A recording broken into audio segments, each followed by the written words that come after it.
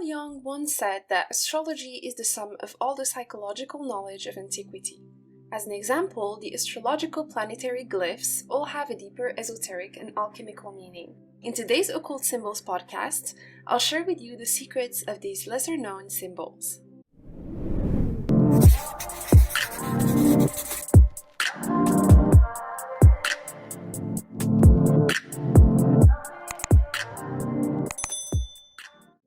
Hello there, beautiful souls! Welcome back to this channel. If we haven't met yet, my name is Fatih, and I'm a holistic astrologer with the mission to share cosmic insights for daily life. Before we jump right in, don't forget to subscribe and hit the like button. So let's start diving into the planetary glyphs, who represent functions of the psyche. As an astrologer, this is a topic that I am very familiar with and I am very passionate about it. If you want to know more about the meaning of each planet astrologically, I have a video where I share more details about that. Make sure to watch it.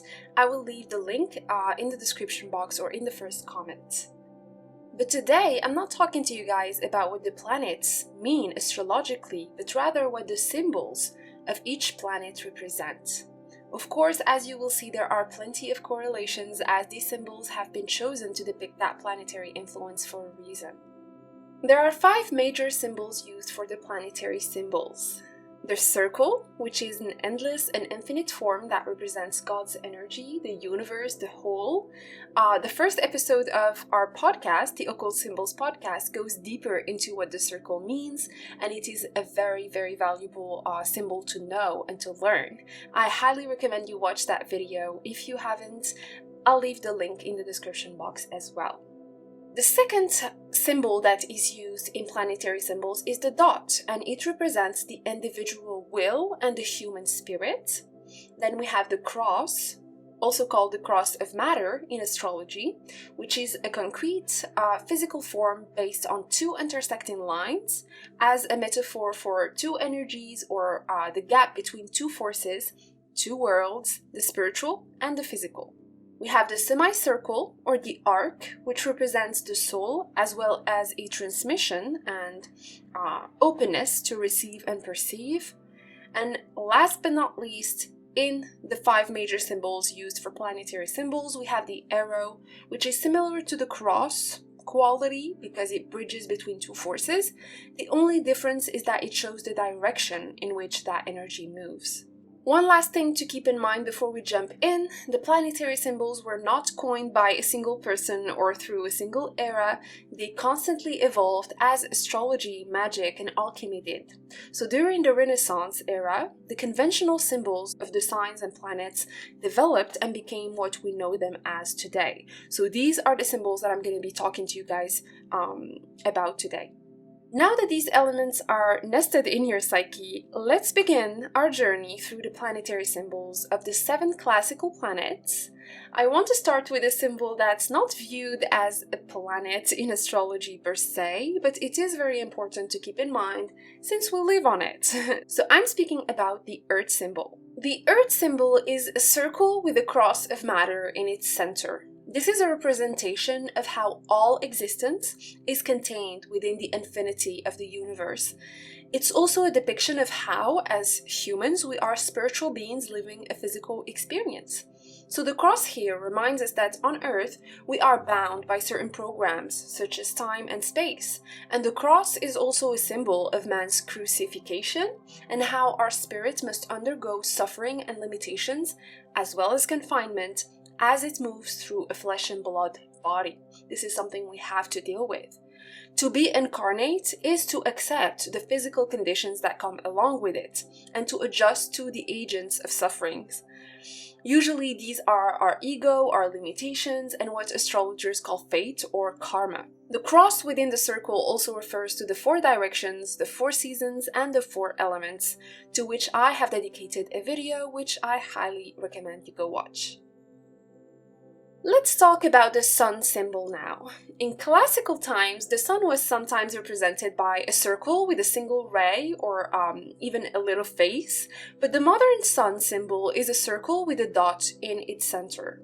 And the Egyptian hieroglyph for the sun is the same, so it is safe to assume that this interpretation of the sun is as old as so many civilizations. So the circle, as we saw, represents the universe, the whole. And since it has neither a beginning nor an end, the circle represents infinity as well. And us, being that spirit, that dot on the inside, are free to roam and explore the world. Of course, until we reach the edges, that's when Saturn's limitations come in. I'll share more about that in a minute, but usually honoring our spirit is about that promise of movement contained within this symbol. We are the dot within the circle, and we are free to move within that dot until we reach the edges. This pivotal point makes the symbol vital and dynamic. Spirit is now manifested through a particular form into the matter, into the world. And the sun symbol is also the alchemical symbol of gold, because the two are related in their symbolism. And this is the symbol of individuation as a psychological process, the ego, or our core identity, as well as that radiance that allows us to shine and radiate energy, light, power, dominion, and will around us.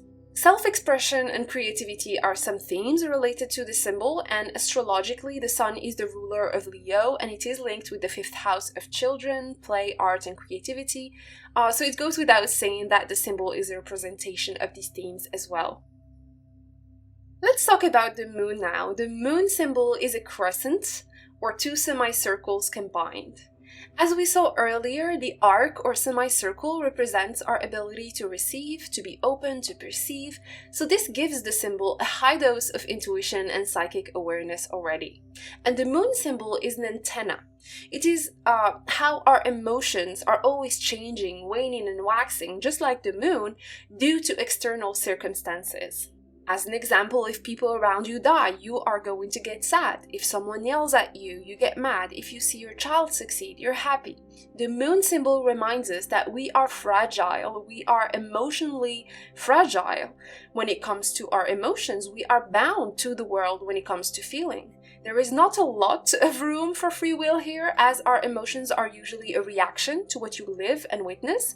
I'm not saying this, of course, in a deterministic way, but it is true, and some esotericists and astrologers even call the moon the prison house of the soul, because we are indeed at the mercy of the world when it comes to feelings. The art and beauty of this symbol, though, are complete and total surrender. Of course, we can do the inner work to shield ourselves from mood swings and emotional fluctuations. We can get stronger, build tougher skin, and choose who and what we surround ourselves with. But if death, love, or calamity strikes, it is only human to receive that and feel that, or else we're not human anymore. Allowing emotions to flow through us without judgment, without viewing this process as a weakness, is the purpose of the moon symbol. A reminder that yes, we do have the sun's free will and ability to consciously decide for ourselves, but there comes times when all we need is to nurture, to feel, and to sustain emotions. The illumination the sun provides is outward, but the moon's illumination is inward. If we integrate this symbol, we become a vessel. The moon symbols alchemically represent silver as a metal, as well as the actual moon, which stands for motherhood, femininity, intuition, feelings, and security in astrology. The symbol of Mercury is a cross with a circle on top of it and a semicircle on the circle's head. In a way, it is a representation of the head and winged cap of Mercury, aka the messenger of the Roman gods, who is also the god of communication, commerce, thoughts, and inspiration. And the symbol is a caduceus of some way. It is an intertwined staff. By the way, one of the next episodes of the podcast will be all about this incredible symbol, so hit that subscribe button to stay up to date, because I am so excited to release that video. You will love it. So in Mercury symbol, the semicircle above the main circle represents how our thoughts, just like our emotions, as we saw for the moon symbol, are all about receiving and perceiving. So we soak up our environment, what we watch on the news, what we hear other people say, the books we read, the YouTube videos that we watch. All of that is soaked in. Our intellect is a work in progress, and only through allowing the world to enter us, literally, through that semicircle and transform us from within, can we rightfully claim the mental powers of Mercury. But anyways, for the alchemists, the symbol represents the omnipresent life force of life. Astrologically speaking, Mercury is never more than one sign away from the sun, since it never travels more than 28 degrees from the sun.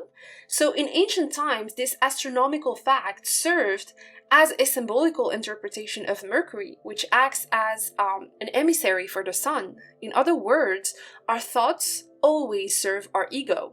They cannot go much further. Anything that you observe becomes, at some point, whether you want to or not, a part of you, of your identity. The glyph of the sun expresses primal unity. The glyph of the moon represents duality. So the symbol of Mercury stands for triplicity. In a way, he is the offspring of the cosmic father and the cosmic mother. You know the whole drill of consciousness and unconsciousness, divine feminine, divine masculine. So this is clear when we remember that the glyph of Mercury has both the circle and the cross and the semicircle. In a way, Mercury is our ability to make the paradox of infinite versus finite possible. Through the knowledge, insights, and thought process of Mercury, we can indeed study both the external world, but also our inner world of thoughts and feelings. And by doing this, we can influence the world back, because just like antennas receive and emit a frequency, we can alchemize what we receive to attract the kind of experiences that we want to live out. Venus. Let's take a look at Venus now. The symbol of Venus is also what people use nowadays to represent women. The glyph in itself is a circle with a cross on its lower part. It's like Mercury symbol, but without the antenna above its head. So the symbol shows the spirit, aka the circle, rising above material limitations, aka the cross, and aspiring to return to its source. It is also said to represent the mirror of Venus as well as the feminine organs. This is something I mentioned before in one of my videos dedicated to the Ankh symbol, also called the Egyptian cross. I highly recommend you go watch that video. But anyways, the symbol for Venus resembles the symbol of Mercury, like I said, without the moon on top. And in a way, this means that the circle of spirit here is not held down by the crushing weight of matter and external forces, but rather by a rising faculty, a transcending property that can create from the inside out. In astrology, Venus represents attraction, values, and who we love, things of that sort. So with this symbol, it is clear that this is a faculty we cultivate from within, with the circle as the most important portion of the symbol. The symbol of Venus acts like a doorway, as these feminine attributes allow us to create new dimensions and new alternate realities. This is the secret ingredient to crystallize and manifest. The symbol for this planet is also thought to represent a mirror, like I said, the mirror of Venus, which the goddess of love and beauty contemplates herself. A reflection, to me, sounds like a really good interpretation of Venus, not because she's narcissistic, but because our inner Venus oftentimes projects into others what she loves in herself, and vice versa. What we dislike in others is usually what we also dislike about ourselves. So the mirror is also a symbol linked with portals, looking beyond the veil, reflecting light and gazing into the unknown. In a way, the Venus symbol does just that. It allows us to dream, to conjure illusions or realities based on how we use the mirror, the shell, the appearance, and the universe on which the circle of the Venus symbol sits. And if you master your own Venus, you can for sure manifest whatever abundance, love, wealth, charm, grace, and beauty you want to add or to create, to conjure into your physical reality. The companion of Venus is up. The Mars symbol, also used to represent men, is a circle with an arrow pointing up. It represents iron alchemically, and as we saw in the beginning of the video, the arrow represents the direction of energy. It is also a phallic form that stands for male sexual organs. In a way, what makes the divine masculine is the ability to dominate energy, to have what we call free will, to choose, to act, etc., just like we saw for the sun. So with the Mars glyph representing a shield and a spear, the divine masculine can indeed go to war, fighting for his dreams and desires.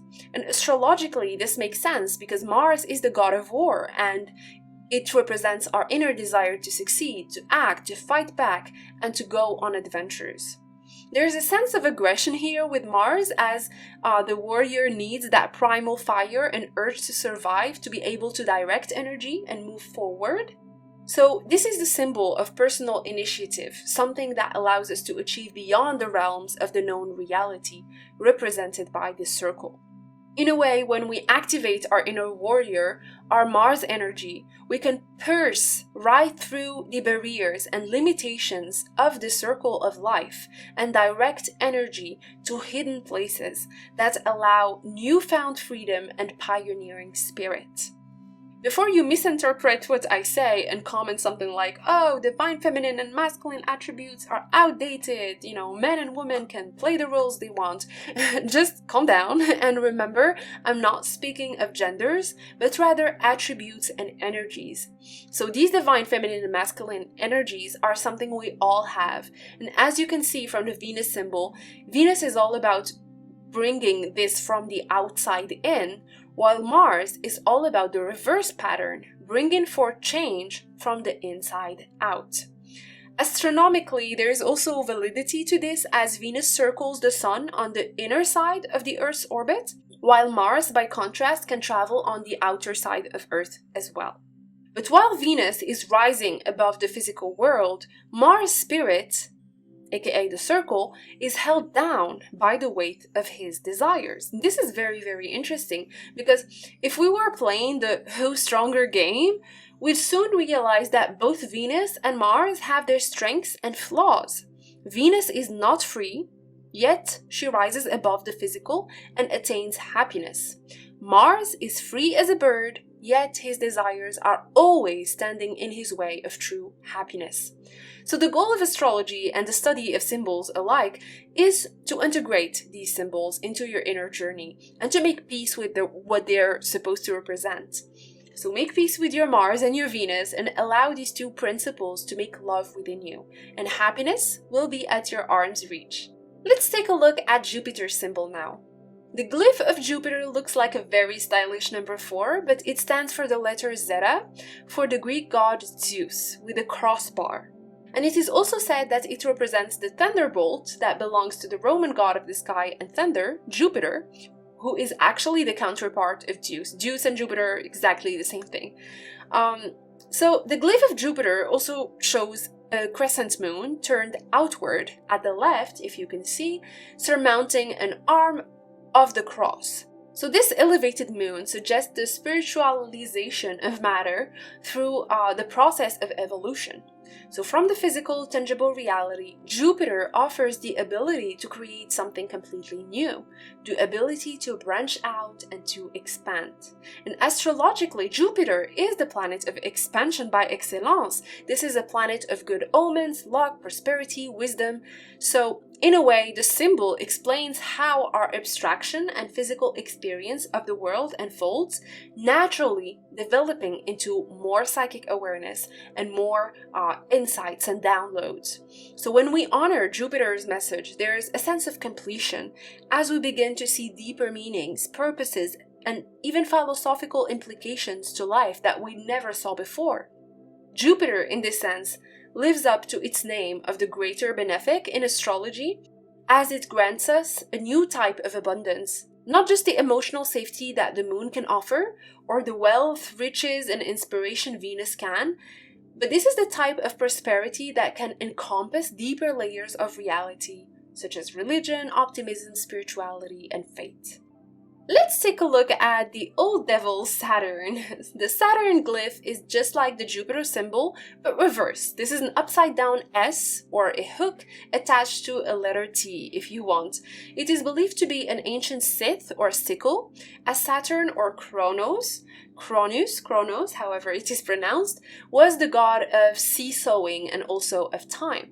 So the glyph of Saturn is composed of the same cross and crescent as the glyph for Jupiter, but this time the cross is on top and the crescent turns inward. So unlike Jupiterian energy, which derives pleasure, expansion, and growth from the world, from reality, the Saturnian symbol feels burdened with the weight of material responsibilities. So the cross here becomes the symbol of the crucifixion, of suffering. Since all lives must face death, Saturn's symbol is the sickle of Kronos, which is basically the Grim Reaper, or, the death angel, when it comes sowing. This is where the astrological meaning of the planet Saturn comes in handy, as Saturn, the taskmaster of the Zodiac, stands for the inner limitations, the setbacks, the duties, the responsibilities, and all the hard lessons of life in general. The tough battles that we must go through in order to reach mastery. But the beauty and hidden occult message of the Saturn symbol is this. As we saw for the Jupiter symbol, the crescent blossoming from the cross represents an opening. There's growth here, there's expansion. Maybe the Saturnian experiences of life we must go through won't bring us external outward fame and fortune just like Jupiter will, but they will be expressed internally. The fruits of our labor, of our pains, of our suffering will be felt internally. They will have fruits, they will bear fruits. And Saturn over time grants us extreme wisdom and mastery over the self internally. When Saturn is integrated, when we face up, the challenges that life throws at us, we can slay our demons or befriend them, the choice is yours, and become the true master of our inner world. And that's it for today, guys. Thank you so much for listening. If this video spiked your curiosity, let me know in the comments if you would like me to do a part 2 with outer planetary symbols, as well as the meaning of the 12 zodiac signs.